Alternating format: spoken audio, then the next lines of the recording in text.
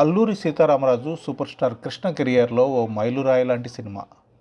కానీ చిత్రం ఏమంటే ఆ తర్వాత సాంఘిక పాత్రల్లో కృష్ణను చూడడానికి జనం చాలా కాలం పాటు ఇష్టపడలేదు. ఎన్ని వైవిధ్యమైన పాత్రలు చేసినా ఆ సినిమాలో ఆశించిన స్థాయిలో ఆడలేదు. ఆ కోవకు చెందిందే చీకటి వెలుగులు సినిమా. సీనియర్ దర్శకుడు కె రాఘవేంద్రరావు తండ్రి కెఎస్ ప్రకాశ్రావు డైరెక్ట్ చేసిన సినిమా ఇది. రంజిత్ కుమార్ ఈ సినిమాని ప్రొడ్యూస్ చేశారు. ప్రస్తుతం ఫిలిం ఛాంబర్ ఆఫ్ కామర్స్ సెక్రటరీగా, తెలుగు నిర్మాతల మండలి అధ్యక్షులుగా ఉన్న కేఎల్ దామోదర ప్రసాద్ రంజిత్ కుమార్ గారి అబ్బాయే. చీకటి వెలుగులు సినిమాలో కృష్ణ సరసన వాణిశ్రీ నటిస్తే ఆయన మరదలుగా పద్మప్రియ చేశారు. చక్రవర్తి స్వరాలు అందించిన ఈ సినిమాలోని పాటలన్నీ కూడా చక్కటి ఆదరణ పొందాయి. కృష్ణ ఇందులో ఆర్మీ మేయర్గా నటించారు. దాంతో కథానుగుణంగా కశ్మీర్లో షూటింగ్ చేశారు. కృష్ణ సినిమా కశ్మీర్లో షూటింగ్ జరుపుకోవడం అదే మొదటిసారి.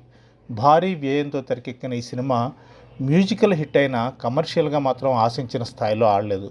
1975 జూలై 11న విడుదలైన చీకటి వెలుగులు ఇవాల్టితో 50 సంవత్సరాలు పూర్తి చేసుకుంది.